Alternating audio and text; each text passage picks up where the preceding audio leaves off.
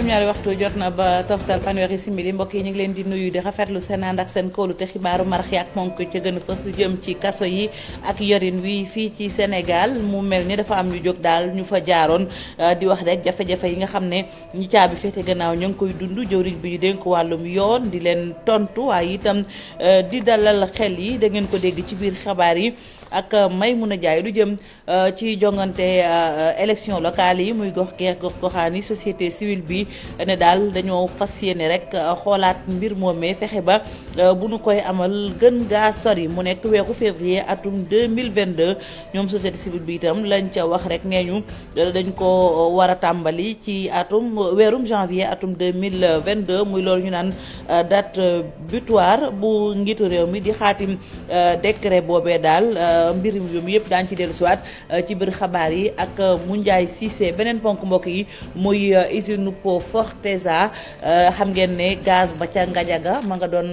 tàkk atum 2020 njeexintalu at mi sax juróom-benn fukk ci ay liggéeykat nag fi mu ne nii dañ leen yóbbu ñu naan chômage technique maanaam dañuy toog ay weer duñu liggéeykat yooyu yile Cheikh Anta Diop seeti na leen ñu ne mbetteel la ñu àndal ak njàqare lu jëm itam ci diwaanu Sédhiou ciment dafa mel ni dafa xaw a tumuranke ba tax na ñi ca ab liggéey mbir mi taxaw ñenn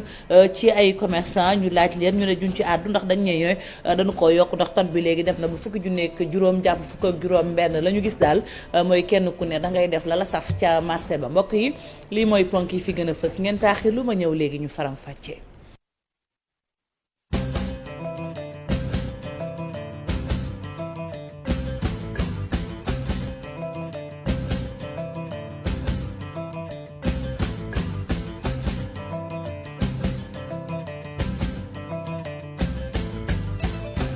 rafetloo ci ànd bi ak kóolute bi ci télévision Futurs Médias xibaaru marax ki dañu koy door ak tiis ñaari doomu aadama yu ñàkk seen bakkan fukk ak ñett jële ci ay gaañu juróom-ñeent ya nekk ci guddi gu bët setagu loolu nag moo tukkee ci accident bu am tey ji ci suba ci diggante Linguère ak Matam la ñu ne woto boobu doon ñëw fii ci Ndakaaru dafa mel ni daal dafa daw ba rek daal di këppu gannaaw ba benn ci pneu ya ña ca gannaaw daal di toj ñi nga xam ne nag ñoom ñoo ñàkk seen bakkan di ay góor yóbbu nañu leen ca morgue bu hôpital Magatte Lô ca Linguère blessé itam yóbbu nañu leen foofile ñuy fàttali rek ne lu toll daanaka ci ñaari ayubés ñetti accident am nañ ci digg boobu nga xam ne moom moo dox diggante Linguère ak Matam juróomi doomu aadama ñàkk ci seen bakkan fukk jële ci ay gaañu ñi ñàkk seen bakkan télévision Futurs Médias ci sama kaddu di jaale seen ak njaboot ñu ci jëlee ay gaañu ñaan borom bi mu fëgg seen bopp. ñu wax itam ci leneen xam ngeen ne coowal kaso li fi mu ne nii mi ngi ne gàjj ci réew mi bokk na ca la ko waral ña ñu tëye woon ci mbiram Ousmane Sonko Adji Sarr ba nu génnee la nu gis ca kaso ba la nu ŋàññi ñu ne sax lu jëm ci loolu ñu naan torture ak maltraitance maanaam di bundu xataal ak xoqatal ñenn ñu caabi féete gannaaw jëwriñ bu ñu dénk wàllum yoon di maître Sall tontu na ci ba noppi itam dalal xel dañ ci ànd ak Maymouna Ndiaye ak Diafara Ba.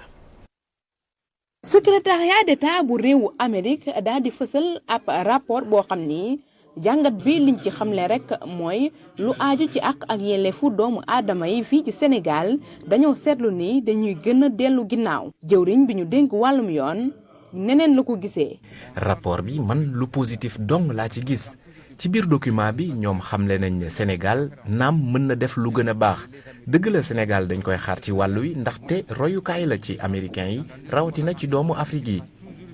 looloo waral Sénégal ñu koy xaar ngir mu def lu gën a mucc ayib ñun ñëpp gis nañ li xew bu yàggul dara ci États-Unis loolu yëpp ngir wax leen ne Sénégal amul benn leçon bu muy war a jot ci benn réew bu mu mënti doon suñu justice naw nañ ko naka noonu itam liggéey bi suñu gendarmerie di def. ni de notre gendarmerie. bu fekkee lu aaju la ci nekkinu ñi nga xam ni caabi daf leen a féete ginnaaw moom jëwriñ bi teggi kàddu yu fi Guy Marius Sagna yëkkati woon fan yii. Il ne vous a pas échappé que dans nos prisons umpalewu leen ne ci biir prison yi waxuma nag loo xamante ne ci ay transit la maanaam koo xam dafa ñëw rek ngir génnaat waaye ñiy des ca prison ya amul benn cas boo xamante ne ni nemmeeku nañ ko loolu li muy wone moom mooy kaso yi ñu ngi koy yore yorin bu mucc ayib dëgg la du ñàkk yenn saa yi nag ay mbir yoo xamante ne doxul wante nag tëb di ŋàññi loolu moom yaakaar naa ne doxul. Pour moi, honnêtement, c'est de la mauvaise foi. leneen lu mu waxtaane bokk na ci ñi nga xam ni dañoo faatu fan yi ñu génn ci manifester yi fi amoon seen dossier ana fan la toll lii la ci xamle. ci lu jëm ci jàmmaarloo yi ñu fi nemmeeku woon li ma leen di xamal mooy képp koo xamante ne am nga ci dossier boo xamante ne mu ngi ci yoon loolee ñu ngi koy topp bu baax a baax ci tribunal ba engagement bi réewu Sénégal jëloon ngir yoon ñu mën koo doxal loolee bu ngeen ko laajee famille yi ñi ci lorlu dinañ leen wax ne engagement yi yëpp respecté leen ko. kàddu yi jëwriñ bi ñu dénk wàllu yoon mi ngi ko yëkkati ci centre de formation judiciaire ci jamono bi nga xam ni seen njiit bu bees ñëw na ñu dalal ko. Maimouna Ndiaye ni nga ko waxee ki nga xam ne itam moom mooy jëwriñ ji maître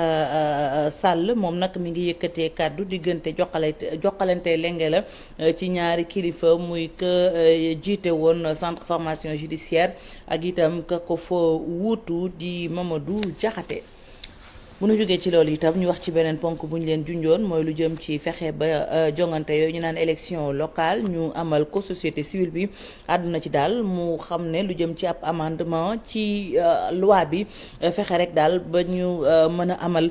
jongante yooyu lu gën gaa sori weeru février atum 2022 mu Ndiaye Cissé la ñuy teewlu ay kàddoom Ibrahima Kane ak Modou Diop ñoo ko taataan ngir yéen. loi bi nga xam ne mooy waxi àppu élection yi loi bi danaan élection yi war nañ ko organiser gën kaa weesu bii date ak décret bi nga xam ne mooy wax jour élection yi kañ la mooy fixé bés bi fu mu toll nii dañu wax ci loi projet de loi bi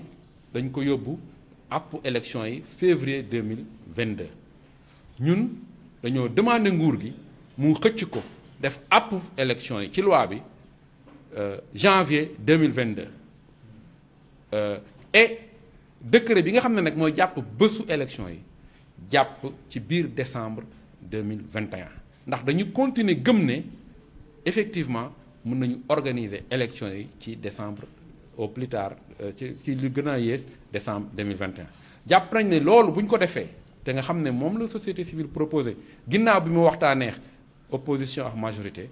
dina tax jàmm dellu siwaat confiance dellu siwaat ba ñi nga xamante ñooy opposition bi quitté woon dialogue bi mën a jawaat. mu ngi noonu mu nekkoon kàddu yi mu Ndiaye Cissé ñoom rek société civile bi ñu bëgg rek ñu ne daal gën gaa yées muy weeru janvier atum 2022 ñu amal ci yooyu lay jongante ñu gën ko xam ci élection locale.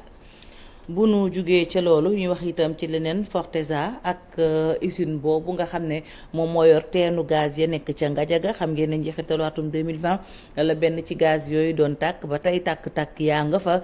ba tax na nag ñu jël ab dogal ne juróom-benn fukk ci ay liggéeykat yóbbu nañ leen chômage technique maanaam dañuy banque seen yoxo toog ñoom ñooñee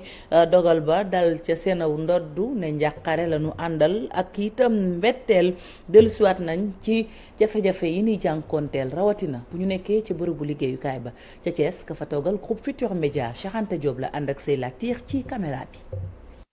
liggéeykat yi nekk fii ci Forteza usine bi nga xamante ni fi la ñuy génne gaz bi nekk ci Ngadiaga te doon tàkk jamono yëpp ñoom de liggéeykat yi nee nañ dañ leen a yóbbu chômage technique di ko dale benn fan ci weeru avril jàpp fanweeri fan ci weeru septembre nee nañ ñoom li leen yéem dañoo xëy rek génn ab note de service taf ko waaye woowuñu leen te joxuñu leen benn lettre liggéeykat yi sax nee nañ direction bi li nga xamante ne nag moom la ñu sukkandiku moom mooy nee nañ li ñu dépensé dafa bari lool te it tàkk-tàkkab gaz bi de tax na seen liggéey yu bëri dafa yàqu woon te it dañoo am ay bor yu bëri ci banque yi loole la ñi nga xamante ñoom ñoo jiite liggéeykat yi biral waaye liggéeykat yi nekk fii ci teenab gaz bi nga xam ne moo doon tàkk nekk fii ci Jëlëg Pël Forteza nee nañ loolu de mënuñu koo gëm ndaxte usine bii de li muy génn ci gaz daanaka weer wi rek dinañ génn 600 000 mètres cubes bu gaz bés bu nekk ñaar fukki junniy mètre cube bu gaz dinañ ko génne ci usine bi liggéeykat yi nee nañ sonn nañu lool ndaxte ci ay produits toxiques la ñuy liggéey waaye nag sàmmuñu benn yoon seen wér-gu-yaram ndaxte nee nañ amuñu couverture médicale te it nee nañ ci atum 2017 lañ leen gëj a versel IPRES ñu fàttali nag teenub gaz bi doon tàkk ci Ngadiaga fukki fan ak juróom-ñeent ci weeru décembre 2020 la dooroon ba tey jii de teenub gaz bi fay nañu ko. moom benn teenab gaz la buy tàkk lépp ñetti weer a ngi nii tax na nag liggéeykat yi ni ma ko waxee wala boog seeni kilifa jël dogal ne yenn ci ay liggéeykat dañu leen di wax ñu xaar ndax Forteza dafa nekk ci ay jafe-jafe moo ne day lépp ñaar fukki at a ngi nii wala boog lu ko jege ñu nekk ca liggéey ba Abdoulaye Cissé la mu jàpp moom nee na am na lees waxul ca gannaaw dañ koy déglu ci gëstu bi mu ci def wala commentaire. moo ne ba taal ba tàmbalee jëlee ko ci ministre du pétrole et des énergies ak kilifay Petrosen ak Forteza mi ñu àndal ci liggéeyum ŋàccum gazu Sénégal ñoom ñëpp dañoo newoon ni non lii garaawul ñu ngi koy lijjanti waaye nag waxi kese te teel naa feeñ ndax dañoo mujj woote wàllu Halliburton dip américain fay ko nag xaalis bu weex tàll te taxul mu fay ko tàkkub ñetti weer gazu Sénégal biy dem Forteza nag teel a xamal gouvernement bi ni bu ngeen ma dimbalul ci nërmeelu laa jëm ba tax na gouvernement bi lu nu ko teg mu nangu ko pexe yi loo xam ne la nag xëy na ñi yor pétrole ak gazu Sénégal bu ñu xereñul ñeneen danañu leen ko teg ndax méthode yi yu ñu xam la ba tax na liggéeykatu Forteza ñaar fukki at a ngi nii ñu nekk ci coono ci tiis te ña leen li fay musu koo jar ñuy muñ naka la kon Forteza bëggee jàpp ni ñetti weeru tàkk teenu pétrole bi rek tax na mu nërmeelu ba mënatul fay ay salariéem loolu bu jàllee dafa neex kilifa yi te ci suñu ñàkk fayda lay aaju ndaxte nag xëy na war nañoo teel a xam ni lu aju ci pétrole gaz ak yenn xeeti ressources yi administré ko dafa laaj am ndëgër laay am kaddu tey mën a jàkkaarloog ñii nga xam ne seen yoon nekku ci Forteza ak seen njiit di Rogers Bill yoonam nekku ci bu sunu gaz bi naawee takk ba jeex day buubi bagaasam dem yoonam te tey jot na nag kilifay réew mu taxaw wax ak moom lu mel ni bëccëg ndax Covid-19 sax jaar na fi président de la République ne woon bëggul ñu dàq benn salarié lii bu nu ko seetaanee dana yées li nga xam ne nii moo tegu ci ndoddi téeméeri père de famille yoo xam ne tey ci njàqare la ñu ne. Abdoulaye Cissé ñu sant ko bu baax gërëm ko wax itam ci yeneen i liggéeykat yu ñu taxawal seen mbir muy lu toll daanaka ci juróom-ñeent fukk loolu nag ab kuréelu bërëbu liggéeykaay boo xam ne dafay yëngu ci lu jëm ci wàllum géej gi moom moo ko wax ne nag moom it mbiri koom la am jafe-jafey koom la am ngeen baal ma moo tax mu taxawandil leen yooyu liggéeykat ne dogal boobee duñ ca ànd ba noppi itam la ñu wax ne moo tax ñu bëgg leen a dàq teguwut fenn ñoom liggéeykat yooyu ngeen nañu ëllëg ci kàttanu yàlla daanu xëy dem daani seen doole ca bërëb ba ni ko daan defee sàkku nañu itam ci nguur ak Sénégal mu àddu ci li nu gis ne dañu koy def te teguñu ko fenn dañuy dem ca diwaan ba coow li amee Mbour géej la Abdourahmane Diallo la ñu fay fekkee ak Mamadou Gueye. ginnaaw fukki weer ak juróom-ñett yi nga xam ne dañu ne seeni liggéeykat yi nañu toog seeni kër waa ICAGEL fas yéene dàq lu toll ak juróom-ñeent fukki liggéeykat. tey à partir du 31 mars 2021 ñu ne chômage technique bi day jeex tey mais aussi dafa amaat beneen buy continuer waat mooy licenciement par motif économique bi nga xamante ne moom lañ bëgg a def ci licenciement par motif économique boobu ñoom ñu ne téeméer bu manqué fukki nit moom lañ war a def licenciement par motif économique. liggéeykat yooyu nag di xamle ni lay bi waa direction société bii nga xam ne dafa jëm ci wàllu coppar ñi jën daal di teg jaarul yoon te sori na dëgg. Christian Langlois boo waxee ne que këram bii nii amul xaalis day wax lu ko neex ndaxte ñun xam nañ ne que kër gi am na xaalis bi nga xam ne que mën na fay ces travailleurs là nit mënoo nekk dama jaay sama ñaari kër nekk dama jaay sama usine jaay sama bien ak lépp continuer di nekk dama ndóol dangaa yóbbu xaalis bi feneen fi nga xam ne que du fii te ci loolu ñun duñ ci d'accord. xaalis expédition kenn gisu ko biir ICAGEL. li ni mel sax a tax liggéeykat yi di xamle ni dogalu ICAGEL bi duñ ko respecté benn yoon. suba bu ñu koy incha allah dañu ñëw koy si usine bi parce que kayit moo ñu liyee woon ak ñoom kayit boobu dafa jeex tey kon nag li ñuy def mooy suba teel dinañ xëy si biir Icagel mën a ñëw fi liggéey si. liggéeykatu société bii nag di ñaawlu dàq giñ leen dàq ci jamono ji nga xam ne njiitu réew mi mu ngi xamle ni li ko soxal mooy liggéeyu ndaw ñi kii di njiitu société bi di Christian Longlois ata ngi nii newul ci biir réew mi te ñi nga xam ne ñoom la dënk usine bi fas yéene ñu yee yàbbi ci mbir mi. Mamadou Gueye ñu jaajëfal leen wax itam ci leneen muy magasin Auchan yi nga xam ne dañu ko doon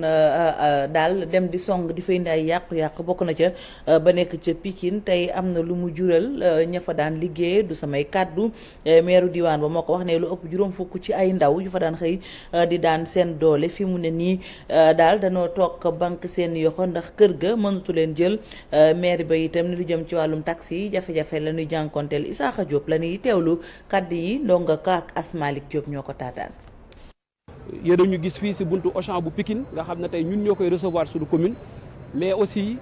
ñeneen ñi nga xam ne ay opérateurs économiques yu doon liggéey fii am luñ fi samp di fi dundal gox bi di fi mbay liggéey ay ndaw gox bi ñoom ñëpp ñu am ay yàqu-yàqu métti ñu dem nag manifester leen vraiment suñu solidarité mais aussi man jox leen suñu soutien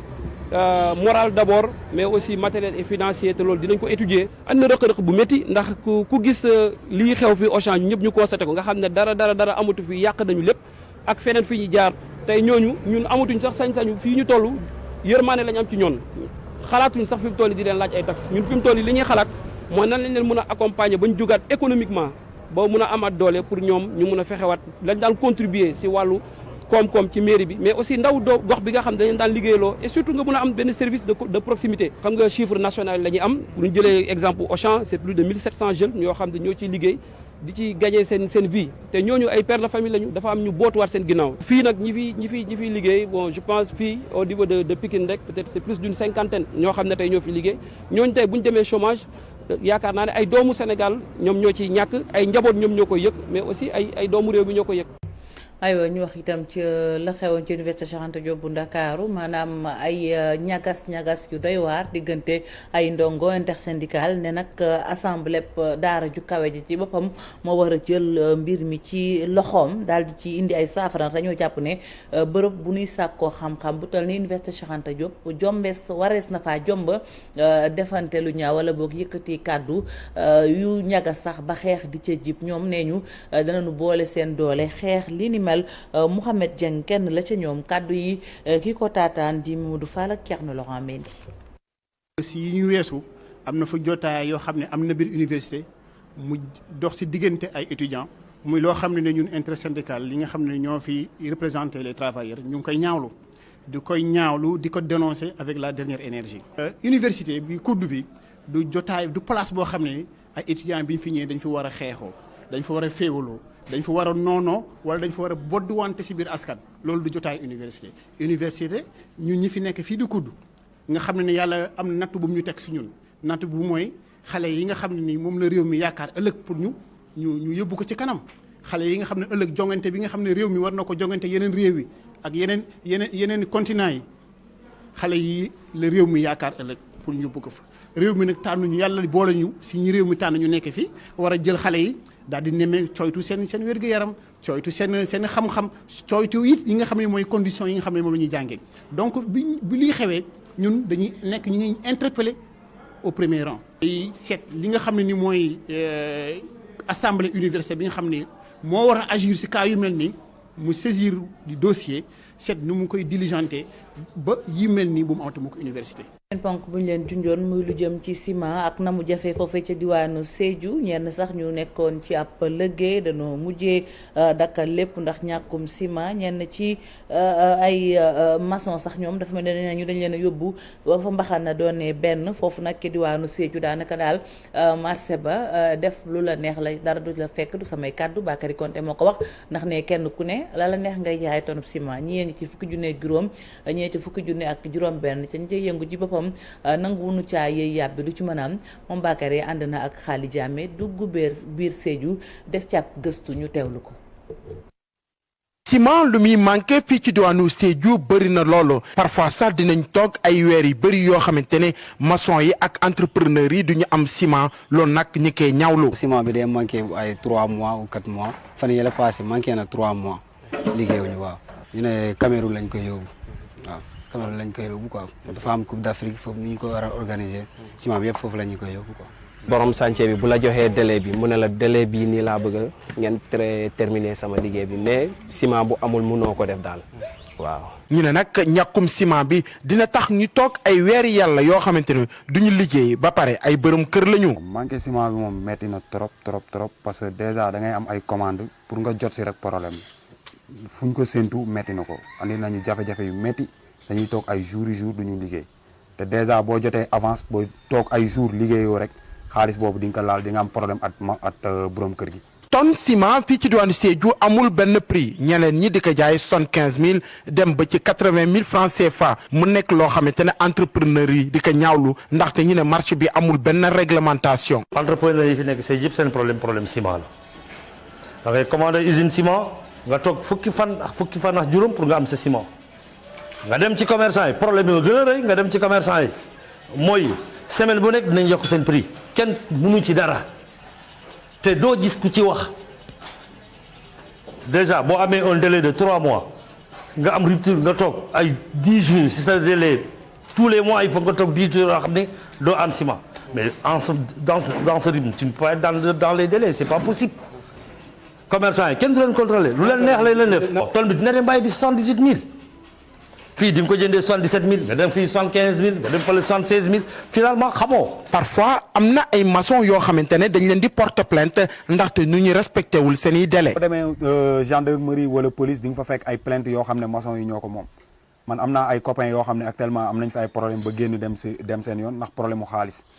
parce que dañ leen di jox avance ciment manqué nga toog 2 semaines wala 1 semaine doo liggéey mais da ngay dund. xaalis mënul nekk sa poste doo ko utiliser. fii ci Pakao chantier yi bëri daal di bloqué ndax problème ñàkkum ciment maçon entrepreneur ak askan bi nekk fii ci diwaanu Sédhiou dina dañu bëgg ministère du commerce daal di dugal loxoom ci mbir mi pour réglementer marché ciment bi ndax ñu jógee ci problème yi ñu nekk. Bakary ñu jaajëfal la ñu jeexee ak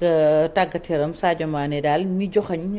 yenn ci ay performance su équipe nationale bu Sénégal mu nangul ni am na loo xam ne daal xaw naa gàllu góose ci mbir mi Cheikh Saad bu jara lañ ci àndal. nga Sadio bi ko Sadio wax. Il y a des choses à régler surtout il faut le reconnaître. waxu Sadio Mané bii di staru gaynde yi ginnaaw ñaari jongante yu mujj ci éliminatoire CAN 2021 bi mu mel ni artu la ci fi ñu jëm. moment bi ko Sadio waxee moment bu baax la c'est un moment opportun comme ni ñu koy waxee ci nasaraan donc lu ci des mooy jàngataat ko bu baax a baax balaa ñuy egg Cameroun incha allahu rabbi comme ça bu ñu defee diagnostic sans complaisance ci situation bi ñu xool lépp lu ci ñagas ci sunu équipe ci wàllum dispositif technico-tactique. waxu Sadio Mané bi am lu mu ëmm itam mu mel ni discours Aliou Cissé jàllatul ni mu war a jàllee. mais bu weesoo Sadio Mané aussi am na ay attitudes sax yoo xam ne gis nañ ko ci match bi parce que am na ay joueurs cadres yu bëri boo xoolee ni ñu doon footballé daanaka dafa mel ni ñu doon footballé ak depuis dafa mel ni daal communication bi nga xam ne Aliou Cissé daal leen doon tenir cette communication ne passe plus